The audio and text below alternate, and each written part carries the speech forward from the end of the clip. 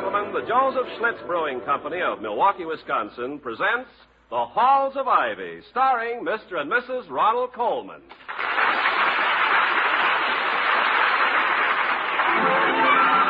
I was curious. I tasted it. Now I know why Schlitz is the beer that made Milwaukee famous. If you like good beer, you'll find it pays to be curious and learn about Schlitz for yourself. And now, the Halls of Ivy. We love the halls of ivy that surround us here today, and we will not forget though we be far, far away. Welcome again to Ivy. Ivy College, that is, in the town of Ivy, USA. The president of Ivy College has a residence on the campus, which is known to the student body, naturally enough, as the Powerhouse. And here are the Powers themselves, Dr. William Todhunter Hall and his wife, Victoria, a former glittering ornament of the English musical comedy stage. They're playing chess, a game which can be played for either sheer intellectual diversion or 10 cents a game. This is the 10-cent variety, evidently, because Mrs. Hall is saying... That's checkmate, isn't it, dear? You now owe me 20 cents. Let me see. I mean, there isn't any place you can move your king, is there? No. No, you've won again, Victoria. Tell me, what impelled you to zip that queen clear across the board? That was a devastating move. I don't know. There was a clear space to move it, and she hadn't done anything for a long time, so I just slid her over. Was it good? Good. It was magnificent. Are you sure you never played this game before you married me? You're Scout's honor, Toddy. I always thought chess was a game for bearded old men and mental giants. Oh, that's pure nonsense, Victoria. It can be played for simple amusement by people with no intellectual pretensions whatever. Like me? Yes. I mean, no. No, I didn't mean that at all. I merely meant... look, how about another game? Well, I don't think we have time, William. Mrs. Gerhardt will be here in... Oh, good heavens, I forgot to tell you. I'm so sorry. Well, Mrs. Professor Gearhart, is she coming over here? Yes. She wants to talk to you about a very personal matter. That's what she said. Doesn't Professor Gearhart do something with mummies or something? I mean, doesn't he dig up tombs and gold coffee pots and all like that? Gerhardt, my dear, is an Egyptologist of some renown. What do you suppose Mrs. Gerhardt wants? I haven't the slightest idea. Oh, she's here now, I imagine, dear. Will you put away the chess and I'll let her in? Checkmate in 7 moves, indeed.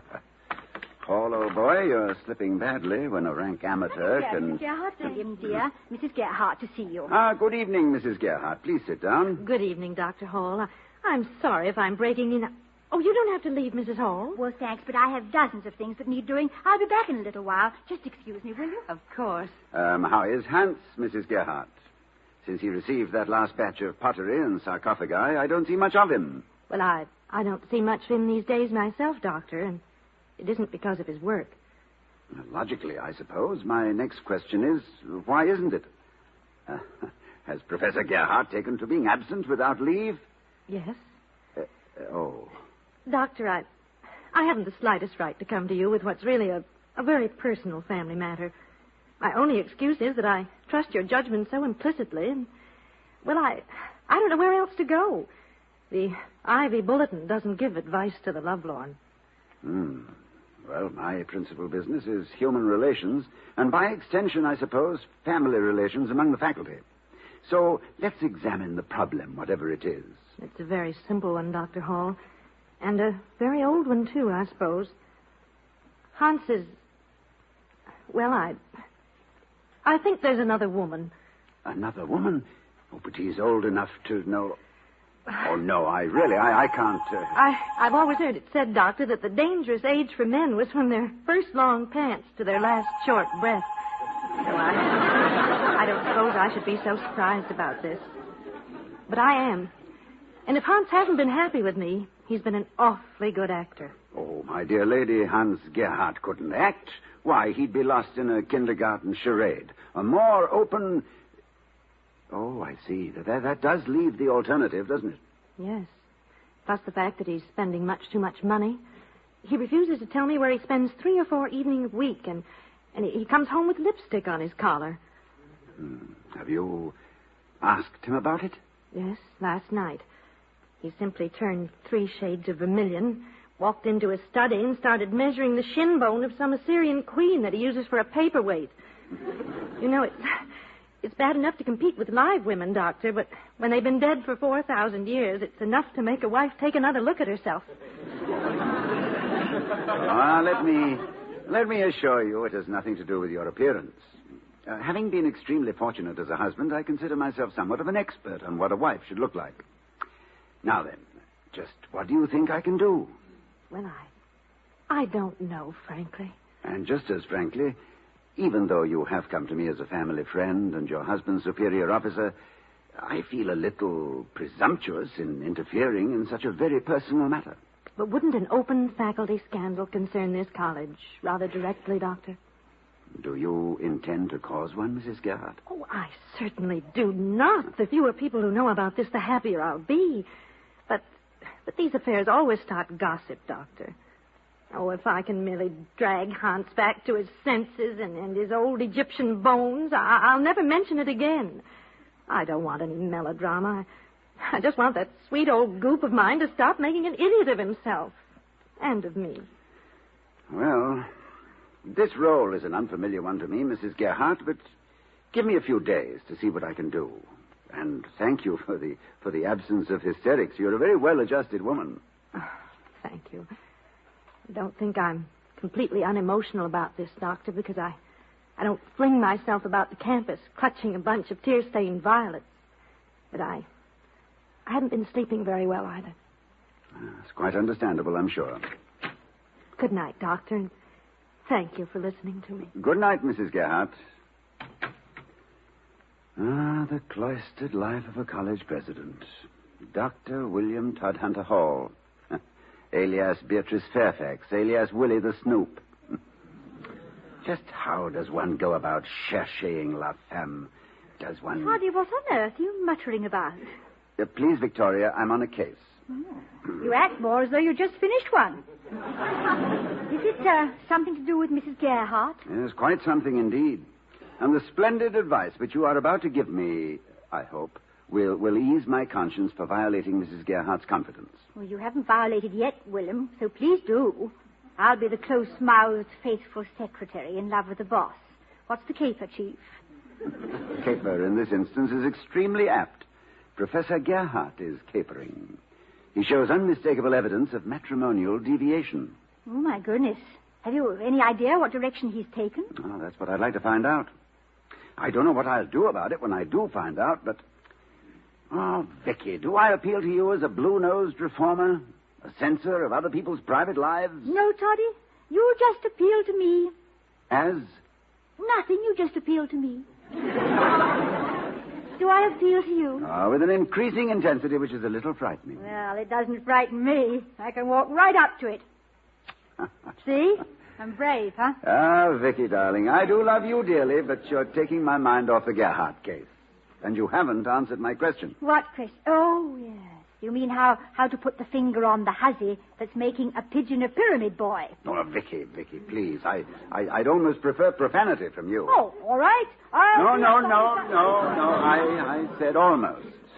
Now, let's be sensible. After all, the matter holds very little gaiety for Mrs. Gerhardt. Oh, I'm sorry, Toddy. Of course it does. Well, now, let me see. If I wanted to find the woman my husband is... Why, William, it's obvious. Well, not to me, I'm afraid. You have an idea? I have the idea. It's no use being modest about it. Well, would you mind telling me just Look, exactly... Toddy, this is a scandal in the making. What goes hand in hand, skipping along with scandal? Gossip. Who's the greatest gossip within 500 miles of Ivy College? Doc Fish, the barber. Vicky, I knew you didn't win those chess games by pure beginner's luck. You have an IQ of at least 750. When I get to 900, I'll sell. Look, here's the telephone. Go on, call Doc Fish. He closes at 6, and it must be almost that now. Hello, Doc. This is Dr. Hall. Doc, you know everything that goes on around here, besides the things you invent, and wait a moment. Is there anyone else in the shop? Good. Doc, where does Professor Gearhart go on his nights off? Mm-hmm.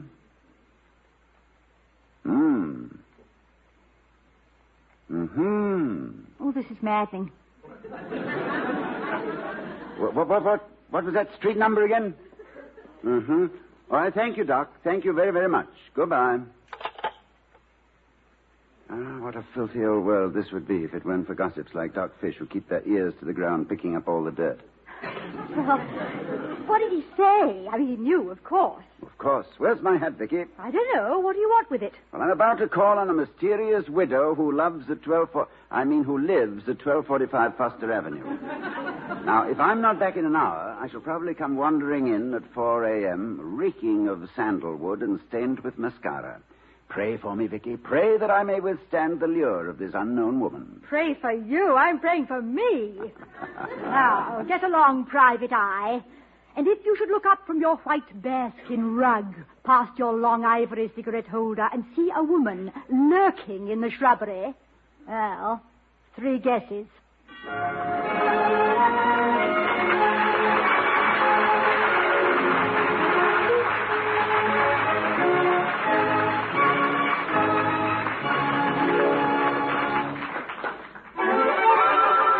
I was curious. I tasted it. Now I know why Schlitz is the beer that made Milwaukee famous. We'll return to the halls of Ivy, starring Mr. and Mrs. Ronald Colman, in just a moment. But first, let's hear the story of a curious photographer who missed the picture and developed a liking for Schlitz beer. Well, I specialize in weddings, family portraits, and graduation pictures. Some people are kind enough to say my photography is inspired, but actually there's more toil than talent in it. You take that family I photographed last week. Now, you'll admit a fidgeting child is not fair game for a photographer. And in this particular family, there were 3, plus 2 adults who seemed to regard the camera as a deadly weapon to be watched with tense suspicion. Well, with much patience and perspiration, I worked to get the family properly posed. And just as I had them smiling broadly and was about to snap the picture, a figure carrying a tray of Schlitz beer came into focus. Well, I started to indulge myself in a little artistic temperament at this interruption when I discovered there was an extra bottle of Schlitz in the tray for me. Well, in the face of such unexpected hospitality, I could hardly stay angry. I took the bottle of Schlitz that was offered me and poured myself a glass. Well, I had never tasted Schlitz before, in spite of all the good things I had heard about it, and I was mighty curious to see whether this much-talked-of beer really lived up to its reputation.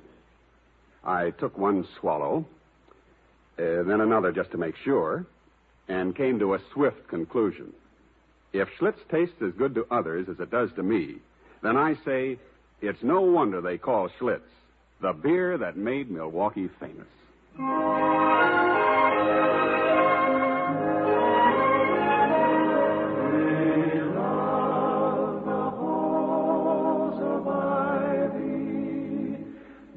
Surround us here today. As we return to Ivy, we find Dr. Hall walking briskly along the street on the far side of the town. He's on his way to make a personal investigation of one point of a faculty triangle. Ridiculous mission for a college president. Peeping and prying into the amours of a reputable professor. Now, who am I to police the morals of my fellow men? Simply because I'm no Lothario myself, must I waggle a censorious finger? Evening, sir. Oh. Hello there, officer. Pleasant evening, isn't it? It is that.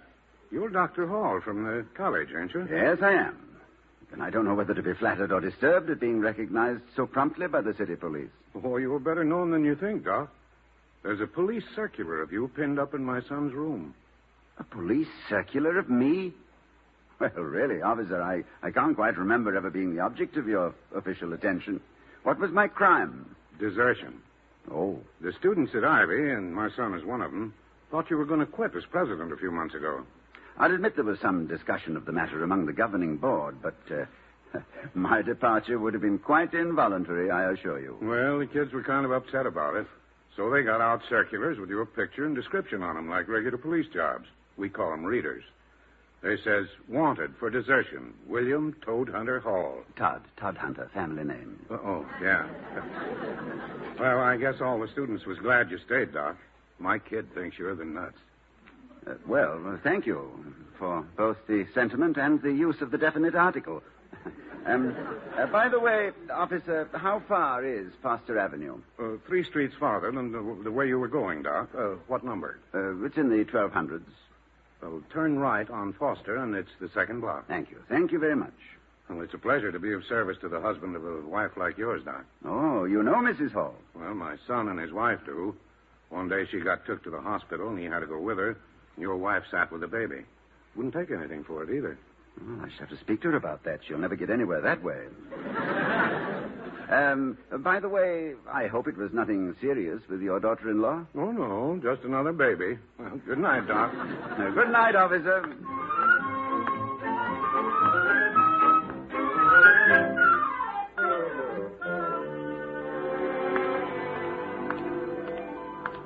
Now, let me see. Number 1, 2, 4, 5. Here we are. And I wish I could think of one sound, sensible reason for being here. But as Vicky always says, when things don't add up, ad lib. Well, bless my romantic soul, a British door knocker. Exactly like the one on Vicky's flat in London. The lion and the unicorn fighting for the crown. Well, oh, how that takes me back to the first night when I was a love-smitten professor and had the consummate gall to hope that a star of the London theater would look favorably on my intentions. Is your landlady usually this difficult to rouse? Always. As a matter of fact, I don't think the poor soul has ever been awake since she was hit on the head at a coconut shy as a child. Hit on the head at a what? A coconut shy. They have them at all the fairs. Oh. A man sticks his head through a hole in the canvas and people pay to throw coconuts at him. But don't they have those in America? Oh, yes, indeed. In fact, I doubt if there is any civilized country where commercial assault and battery is more advanced. I merely fail to recognize the name. In America, we call them African Dodgers. African Dodgers? Yes. How odd. Coconut shy is the proper term, of course. Oh, of course. And African Dodger is seldom used in America anymore. There's a highly commendable trend away from using social symbols as targets for violence. You see, my country is just emerging from its pioneer status, Victoria. It's growing up. But there are still some regrettable antagonisms. I think that your wise understanding of minority groups is one of the 2 things I admire most about England. What's the other thing? You, if I may say so. Well, of course you may say so. I love to have you think well about us and about me. What do you suppose has happened to Mrs. Tolliver? Oh, knock again, please. Well, don't you ever carry a key? Oh, always. And I always leave it in my dressing room. I think I must have half a pound of them there by now. I'm a very skittery-minded girl, William. You'll learn that in time. In time? You mean, then, that this won't be the last... I mean, then I may see you and bring you home again sometime? Well, if American enterprise is up to it, and if you wouldn't think my typical British reserve was crumbling too fast, how about tomorrow night? Vicky, my darling, I'm sorry. I had no right to say that. Didn't you? My darling? Oh, Vicky. You're giving me the loveliest evening of my whole life. If this door never opens, and I'm beginning to hope it doesn't, this doorstep will become more sacred to me than all the stones in Westminster Abbey. If Mrs. Bolivar never comes... Tolliver. Well, if Mrs. Tolliver never comes, Oh, hello, Mrs. Tolliver. How is your coconut? I mean your head. I mean, I hope we didn't wake you up. Miss Crumble and she forgot a key again. I beg your pardon? Whom did you wish to see? See? Why, we just... I'm sorry. I was thinking of something else. Are you Mrs. Reed? Yes. I am Dr. Hall of Ivy College. I'm sorry to intrude, Mrs. Reed, but may I have a few words with you? Of course, Doctor. Please come in. Sit over there, Dr. Hall. I'm very glad to meet you. Professor Gearhart talks so much about you. Oh, yes, Professor Gearhart, yes. I heard from a friend that he visited you quite frequently, and I was just passing by, so... I beg your pardon. You are Mrs. Reed? Yes. I'm Mrs. Reed, Doctor. I was expecting to see rather a... have you a daughter, Mrs. Reed? Oh, no, Doctor. I have no daughter. And now, may I ask you a question? Of course, please do. Are you helping to take the census? Oh, no. No, Mrs. Reed. No, I'm not. Then may I ask the purpose of this visit? Well, this is quite an intrusion, Mrs. Reed, but if I may impose on you, could you tell me if you expect Professor Gearhart tonight? I'm afraid, Dr. Hall, that I... Oh, that's Professor Gearhart, Doctor, if you'll excuse me. Oh, come in, Grandmother. Please come in. You're just in time to tell us goodbye. Christine and I were just leaving for the theater. Eh, Christine? Yes. And Uncle Hans gave me a beautiful diamond necklace to wear, too. Look, Nana. The crown jewels of a nation. Imagination. And after the theater, Christine and I... Is there something wrong, Grandmother? Professor, a friend of yours is here. A friend of mine? Surely there must be some mistake. None of my friends know... Dr. Hall. Well, this is a surprise. And an intrusion, I fear. Christine, may I present Dr. Hall? Dr. Hall, my very, very dear friend, Miss Leslie. Good afternoon, Miss Leslie. You don't know how I've looked forward to meeting you. Hi, Dr. Hall. Uncle Hans and I were just playing games, you know. I can't walk. Well, in games, Christine, you don't have to walk. You can just be places. That's what Uncle Hans always says, too. Last week we flew up to the moon, didn't we? I had a new hat to wear, and I had on some lipstick. Only Uncle Hans said I looked more like an Indian on the warpath. And tonight we're going to the theater. Not really, you know, just make-believe. Yes, I know, Christine. I made believe I was at the theater tonight, only my last act was all wrong. It was about a man and his wife, and the wife thought her husband didn't love her anymore because he was away from home so much. She didn't realize that he's extremely sentimental and a little ashamed of it. And he loves children. And, well, I don't want to give away the entire plot, so... I think that I know the plot, Doctor. Is there a college president in it? One who is so fond of his friends that he permits his affections for them to make a sausage of himself on their behalf? That's the one, yes. It's called Where Angels Fear to Tread, or William Redface Hall Rides Again. So, as long as you know the plot, Hans, I'd better be running along. No, perhaps I'd better go too, eh, Liebchen? If your grandmother... Where is Mrs. Reed? I think she left, Hans. Minding her own business, no doubt, and setting a good example for a nosy college president. Nonsense, Doctor. You were being most friendly. I like you for it. I should have explained this whole thing.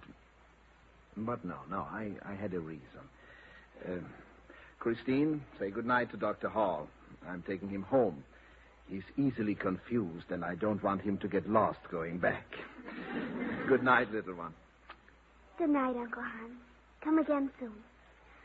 Good night, Dr. Hall. Good night, Miss Leslie. May I come again? Oh, sure. Can you play games? Well, not as well as Uncle Hans, but I'm learning.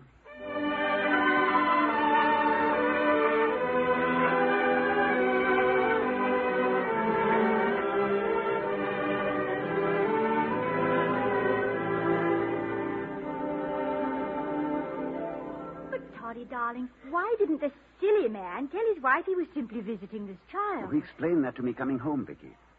You know, the Gerhardts are childless. He wants to adopt Christine. But he wanted to be sure first that she liked him. Then he was going to surprise his wife. Maybe she wouldn't feel the same way about it. Mrs. Gerhardt?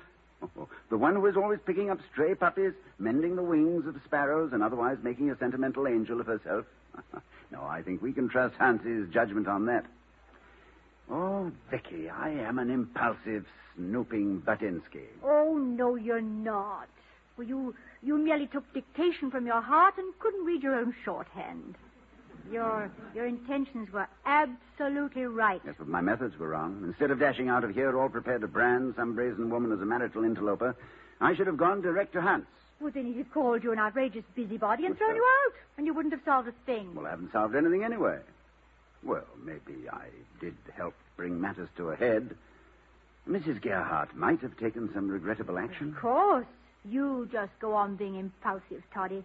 Reason and logic, they're beautiful things, I know. But anyone with impulses as nice as yours can't go far wrong. Oh, Vicky, my sweet, you are a comfort.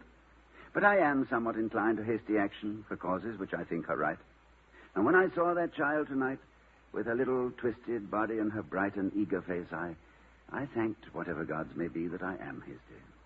To meet so much gaiety and courage in so small a package was well worth any idiocy on my part. Now, where did I put that jackknife? Jackknife? That's about as fast a switch as I've ever heard. Not at all, my dear. No one can play mumbly peg without a jackknife. But I never heard of mumbly peg. What is it? One of our great national games. I haven't played it since I was a very small boy. Now sit down on the floor, Vicky. I will not. Look, I promised a certain young lady I would learn some games, and you can't play mumbly peg standing up. Now sit down.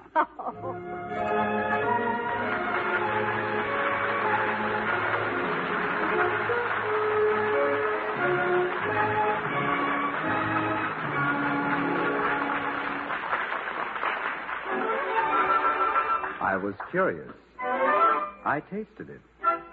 Now I know why Schlitz is the beer that made Milwaukee famous.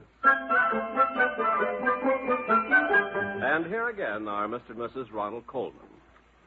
Ladies and gentlemen, the little girl in our story is only one of the many crippled children who are condemned to walk and play only in their imaginations. But there is an organization dedicated to commuting the life sentences of these children. Yes, and grown-ups, too. The National Society for Crippled Children and Adults. Through its Easter Seal campaign, now underway, it is acting as your agent and doing what it can to restore these children to normal life and activity. Buy Easter Seals and contribute to this cause as generously as you can.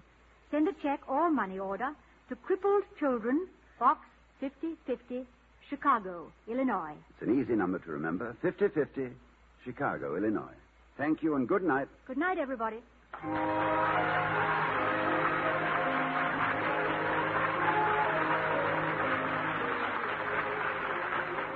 We'll be seeing you next week at this time at the Halls of Ivy, starring Mr. and Mrs. Ronald Colman. The other players were Hans Conried, Dick LeGrand, Florence Walcott, and Ann Whitfield. Tonight's script was written by Don Quinn and Walter Brown Newman. Our music was composed and conducted by Henry Russell. The Halls of Ivy was created by Don Quinn, directed by Nat Wolf, and presented by the Joseph Schlitz Brewing Company of Milwaukee, Wisconsin. Ken Carpenter speaking. Oh, we love the halls of ivy that surround us here today, and we will not forget though we be far, far away. Next, it's We the People over most of these NBC stations.